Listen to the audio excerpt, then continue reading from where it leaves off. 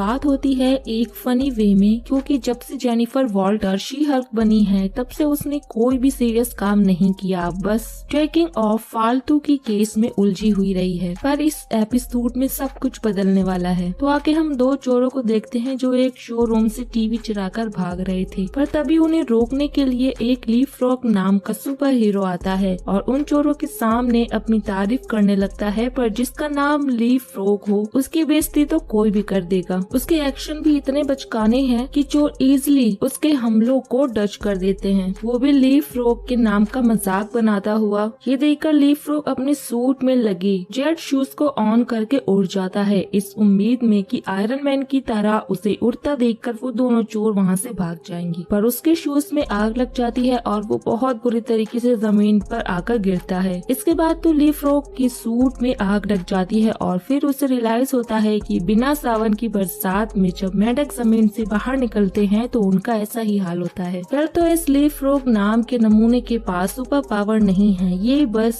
अमीर बाप की बिगड़ी हुई औलाद है जो आयरन मैन की तरह सूट पहनकर शहर का रखवाला बनना चाहता है। पर कल रात चोरों के सामने हुई बेइज्जती और सूट के खराब होने पर उसे 3rd डिग्री बर्न्स हुए हैं। इन सब के बेसिस पर वो सूट बनाने वाले कंपनी पर कंप्लेन करना चाहता है ताकि उसे उसका मुआवजा मिल सके। इसलिए वो अपनी दुख भरी कहानी को शी हल्क के सामने सुना रहा है। लीपफ्रॉग की कहानी सुनकर शी हल्क उसे यकीन दिलाती है कि वो उसका केस जीत जाएगी। पर जब लीपफ्रॉग उसे ये बताता है कि उसका सूट ल्यूक बनाता है तो शी हल्क की हालत खराब हो जाती है, क्योंकि ल्यूक से ही वो भी अपने लिए सूट बनवाती है। तो वो मिस्टर हार्वे के पास जाकर लीपफ्रॉग का केस मिस बुक को देने की डिमांड करती है, क्योंकि अगर उसने ल्यूक के खिलाफ केस लड़ा तो ल्यूक उसके लिए कभी भी सूट नहीं बनाएगा। पर हार्वे शी हल्क को ही लीपफ्रॉग का केस लड़ने को बोलते हैं, क्योंकि लीपफ्रॉग उनके सबसे बड़े क्लाइंट का बेटा है और लीपफ्रॉग ने खास तौर पर यही अर्जी डाली है कि शी हल्क ही उसका केस लड़े। सिचुएशन थोड़ी ऑकवर्ड है, पर शी हल्क ल्यूक से मिलने उसके शॉप पर आती है और थोड़ा घुमा फिरा के शी हल्क उसे बता देती है कि उसके बनाए गए सूट की वजह से लीपफ्रॉग को 3rd डिग्री बर्न हुए हैं, तो उससे हर्जाना भरना पड़ेगा, नहीं तो लीपफ्रॉग उस पर केस कर देगा। लेकिन ल्यूक को खुद पर इतना यकीन था कि उसका बनाया गया सूट कभी भी डिफेक्टिव नहीं निकल सकता, इसलिए ल्यूक हर्जाना भरने से मना करने के साथ शी हल्क की नई गाउन भी फाड़ देता है जो वो उसके लिए कैला अवार्ड सेरेमनी के लिए बना रहा था। मतलब कि शी हल्क को female lawyer of the year का अवार्ड मिलने वाला है। अपने कपड़े फटते देखकर शी हल्क गुस्सा होती है और ल्यूक को सी यू इन कोर्ट बोलकर चली जाती है। आगे हम कोर्ट रूम में जज के सामने लीपफ्रॉग और शी हल्क के साथ ल्यूक को भी बैठा हुआ देखते हैं। अब सबको लग रहा था कि ल्यूक अपना केस खुद ही लड़ेगा, पर ल्यूक कोई बेवकूफ नहीं है जो अपना केस खुद लड़े। इसके लिए उसने हम सबके फेवरेट अटर्नी मैट मर्डॉक को हायर किया है। धन्य हो लीपफ्रॉग और ल्यूक, जिसकी वजह से मैट को न्यूयॉर्क छोड़कर आना पड़ा। जिन्हें नहीं पता मैं आपको बता दूं कि मैट मर्डॉक ही डेयरडेविल है। आते ही मैट जज से मांग करता है कि वो ल्यूक के सभी क्लाइंट्स की लिस्ट पब्लिक नहीं कर सकते, क्योंकि ल्यूक के सारे क्लाइंट्स सुपर हीरो हैं और अगर उन सब की आइडेंटिटी पब्लिक हो गई तो उन क्लाइंट्स की जान पर खतरा बढ़ जाएगा। वैसे मैट खुद ल्यूक का क्लाइंट है और जज को भी मैट की बात माननी पड़ती है। मैट ने इतनी आसानी से शी हल्क की बैंड बजा दी तो शी हल्क ल्यूक के बनाए गए सूट की बेइज्जती करने लगती है। तो मैट वापस से उन्हें बताता है कि लीपफ्रॉग ने सूट की बूस्टर सिस्टम में जेट फ्यूल डाला है और सूट के इंस्ट्रक्शंस में साफ साफ ल्यूक ने जेट फ्यूल का यूज करने से मना कर रखा था। तो एंड में गलती लीपफ्रॉग की ही निकलती है और शी हल्क केस हार जाती है। इसी दौरान सोकोविया वाले लॉ की बात भी निकलती है, जिसके कारण सिविल वॉर वाला कांड हुआ था। जाते जाते ल्यूक शी हल्क के माफी को लात मारते हुए जाता है, क्योंकि वो अब शी हल्क के लिए कोई भी सूट नहीं बनाने वाला। रात में बार काउंटर पर मैट और जेनी की मुलाकात दोबारा होती है। यही वो दोनों अपने बारे में एक दूसरे को बताते हैं कि मैट न्यूयॉर्क में रहने वाला अटर्नी है जो यहाँ पर ल्यूक के केस की मदद करने के लिए आया है, क्योंकि वो भी ल्यूक से सूट बनवाता है। वैसे अभी जेनी मैट की बातों को समझ नहीं पाती, क्योंकि उसे इस अंधे मैट के अंदर की काबिलियत के बारे में कुछ नहीं पता। ड्रिंक्स पीते हुए जेनी भी उसे बताती है कि लीपफ्रॉग के अमीर पिता की वजह से उसे उसका केस लड़ना पड़ा। यही दोनों कुछ वकीलों वाली बातें करते हैं कि कुछ केस वो दिल के लिए लड़ते हैं जिससे आम लोगों की मदद वो कर पाए, और कुछ केस को बिल यानी पैसों के लिए लड़ते हैं ताकि उनकी जिंदगी भी चल सके। पर शी हल्क तो बस पैसों के लिए लड़ती है, इसलिए मैट उसे समझाता है कि वो लोगों की मदद कानूनी तौर पर भी कर सकती है और शी हल्क बन कानून के बाहर जाकर भी वो उन क्रिमिनल्स के बैंड बैंड बजा सकती है, यही जो कानून से बच जाते हैं। मैट का सुझाव जेनी को भी पसंद आया था। तभी मैट को किसी का कॉल आता है और वो जेनी को टाटा बाय बाय बोलकर निकल लेता है। इसी बीच टोड जेनी को मैसेज करके बुला रहा था। टोड वही चिपकू बंदा है जो शी हल्क को डेट पर मिला था और क्लाइंट होने की वजह से शी हल्क को टोड के पास जाना पड़ता है, जो कि रेस्टोरेंट में बैठा डिनर कर रहा था। वैसे टोड के हाव भाव देखकर हमारे साथ शी हल्क को भी उसकी गंदे इरादों के बारे में पता चल गया था। यही टोड डींगे हाँकने लगता है कि उसने $1 मिलियन